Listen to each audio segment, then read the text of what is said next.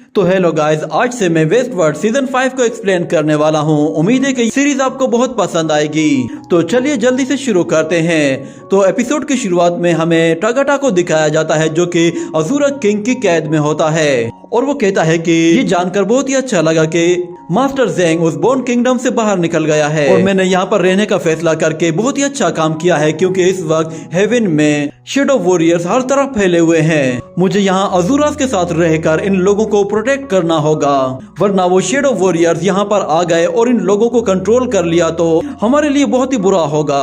इतने में अचानक अज़ूरा किंग का बेटा सुमो वहाँ पे आता है और वह आते ही टागाटा को आवाज देता है तो टागाटा उस पर पीछे से हमला करने की कोशिश करता है, जिसे वो फौरन से डॉज करके वापस टागाटा पे ही हमला करता है। मगर इतने में टागाटा फौरन से गायब हो जाता है और उसके पीछे आकर उसके कंधे पे हाथ रखता है और उससे कहता है कि क्या हुआ, क्या तुम कंफ्यूज हो गए हो? तो सुमो उससे कहता है कि आपने उस बैटल अरीना में जो जो बातें की हैं उनमें से बहुत सारी बातें मुझे बहुत ही इंटरेस्टिंग लगी, मगर उसके साथ साथ कुछ बातें मुझे कंफ्यूज कर रही हैं। तो टागाटा कहता है, ओ अच्छा, मैं समझ गया। मैं जानता हूँ कि तुम्हारी एज सेरेमनी आने वाली है और तुम भी उस कंपटीशन में हिस्सा लोगे। मुझे ये बताओ, क्या तुम अपने ही भाइयों को अपने ही हाथों से मारना चाहते हो? तो वो कहता है कि नहीं, बिल्कुल भी नहीं, मैं उन लोगों जैसा नहीं बनना चाहता। मगर मैं क्या करूं, क्योंकि मैं एक अज़ूरा हूं और अज़ूरा की फाइटिंग स्पिरिट तभी जागती है जब वो लड़ना शुरू करते हैं और जब वो पूरी तरह से गुस्से में आते हैं। पर लगता है कि शायद मैं कोई अज़ूरा नहीं हूँ, क्योंकि मैं अपने आप को बहुत ही आसानी से कंट्रोल कर सकता हूँ। मेरा गुस्सा मुझ पर हावी नहीं होता। तो टागाटा कहता है कि इसमें बुरा ही क्या है, ये तो बहुत ही अच्छी बात है। तो सुमो कहता है कि अगर मैं गुस्सा नहीं करूंगा तो मैं सबसे स्ट्रॉन्ग कैसे बनूंगा? मैं भी अपने फादर की तरह एक अज़ूरा किंग बनना चाहता हूँ। मगर टागाटा उसे समझाता है कि नहीं, गुस्से से हमेशा अपना और दूसरों का नुकसान होता है। ये कहते हुए वो अपना बर्ड उसकी तरफ भेजता है जो कि उसके हाथों में जाकर बैठ जाता है और वो उसे बताता है कि तुम बाकी अज़ूरा से बिल्कुल डिफरेंट हो, तुम्हारे अंदर किसी तरह की कोई किलिंग इंटेंशंस नहीं है। ये कहने के बाद वो उसे एक डेमो दिखाने की कोशिश करता है और उससे कहता है कि चलो मेरे साथ फाइट करके दिखाओ। तो सुमो लड़ने के लिए तैयार हो जाता है और जैसे उसे मुक्का मारने की कोशिश करता है तो टागाटा उसे डॉज करके वापस पांच मारकर दूर उछाल देता है और कहता है कि अज़ूरास हमेशा गॉड से नफरत करते हैं और इस नफरत की वजह से ही तुम्हें गुस्सा आता है और ये गुस्सा ही तुम्हें सबसे पावरफुल बनाता है। ये कहते हुए वो उस पर अटैक किया जाता है और कहता है कि मैं तुम्हारा दुश्मन हूँ, चलो मुझ पर गुस्सा होकर दिखाओ। ये कहते हुए वो उसे नीचे से लात मारकर हवा में ऊपर उछालता है और फिर एक पावरफुल किक के साथ एक दीवार पर दे मारता है।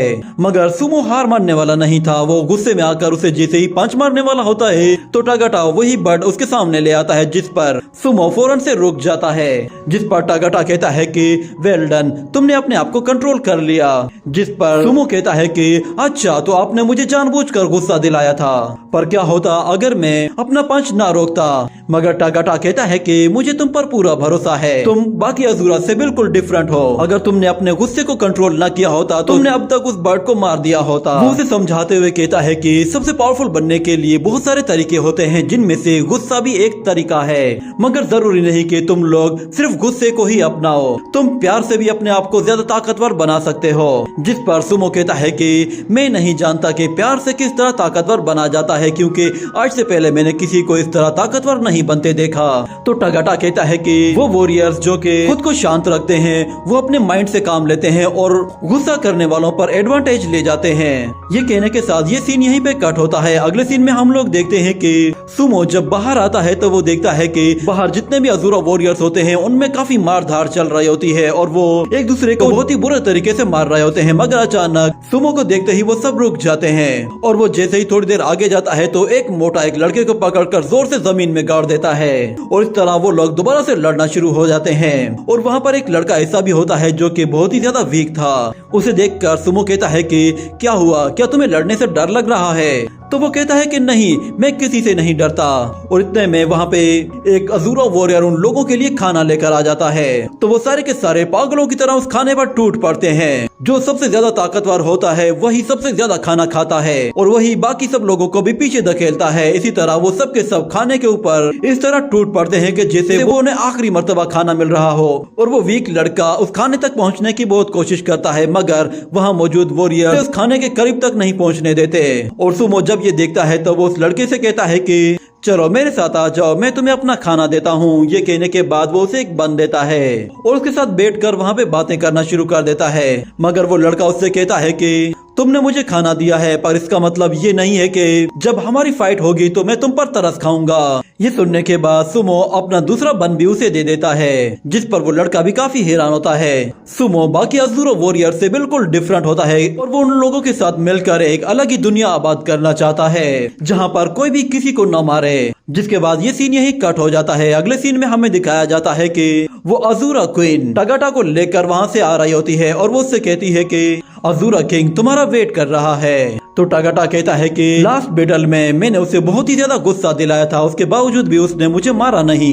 तो वो डीमन क्वीन कहती है कि अज़ूरा किंग तुम्हारे सामने है, जिस पर टागाटा कहता है कि ठीक है, मैं उससे जाकर मिलता हूँ, वैसे भी मुझे उससे कुछ जरूरी बातें करनी है। और दूसरी तरफ हमें दिखाया जाता है कि उस अज़ूरा बैटल ग्राउंड में सारे अज़ूरा वॉरियर्स खड़े हुए होते हैं और फिर अज़ूरा क्वीन वहाँ मौजूद कुछ वॉरियर्स को अंदर आने के लिए कहती है। तो हमें दिखाया जाता है कि कुछ यंग वॉरियर्स के साथ सुमो भी बैटल ग्राउंड के बीचों बीच आकर खड़ा हो जाता है और वो सब के सब आते साथ ही अपने लिए बहुत ही खतरनाक वेपन्स चूज करते हैं। और फिर टागाटा अज़ूरा किंग से कहता है कि तुमने अपने बेटे को इस ट्रायल में डाला है, क्या तुम यहाँ पर बैठकर ये देखना चाहते हो कि तुम्हारा बेटा किस तरह बाकी लोगों को मारता है?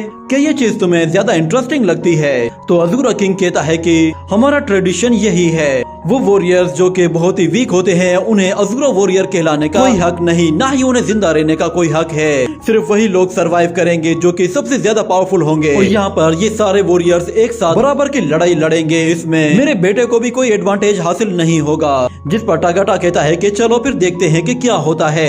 मुझे उम्मीद है कि आज हमें एक नया वॉरियर देखने को मिलेगा जो कि बगैर किसी को मारे ये मैच जीतेगा।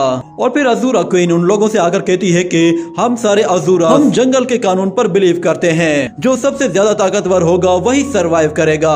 वो उन लोगों का ट्रायल फौरन से शुरू करा देती है, जिसकी वजह से वहाँ मौजूद जितने भी यंग वॉरियर्स होते हैं वो अपने सामने मौजूद वॉरियर्स को मारना शुरू कर देते हैं और इसी तरह पूरे बैटल ग्राउंड में मार धाड़ शुरू हो जाती है। जो जिसके सामने आता है वो उसे फौरन से मार देता है, कोई किसी को मौका नहीं देता कि वो छुप कर उस पर हमला कर सके। और हमें वहाँ पे सुमो को दिखाया जाता है, वो बिल्कुल हैरान खड़ा होता है। इतने में जब एक लड़का उस पर हमला करता है तो वो अपने नाइफ से उसे वहाँ से उठाकर दूर फेंक देता है, पर उसे याद आता है कि उसे किसी को मारना नहीं है। ये याद आने के बाद वो फौरन से अपने नाइफ फेंक देता है और तेजी से भागते हुए दो वॉरियर्स की तरफ जाता है और अपनी किक से उन दोनों को उठाकर दूर फेंक देता है। जिसके बाद एक बड़ा अज़ूरा वॉरियर उस पर हमला करने की कोशिश करता है तो वो उसको डॉज करते हुए किसी तरह उसकी गर्दन पर एक जोरदार किक दे मारता है, मगर इसका कोई फायदा नहीं होता क्योंकि वो बहुत ही ज्यादा पावरफुल था। वो दोबारा से सुमो की तरफ आते हुए उस पर एक के बाद एक एनर्जी वेव अटैक करता है जो कि बहुत ही ज्यादा खतरनाक होते हैं, मगर सुमो उन्हें डॉज कर लेता है और उस वॉरियर की स्वॉर्ड पर एक जोरदार लात मारकर उसे उठाकर दूर फेंक देता है और फिर एक पावरफुल पंच के साथ उस वॉरियर का काम तमाम कर देता है। जिस पर वो खुद भी बहुत खुश होता है और वो कहता है कि मैंने एक वॉरियर को हरा दिया और उसे मारने की जरूरत भी नहीं पड़ी।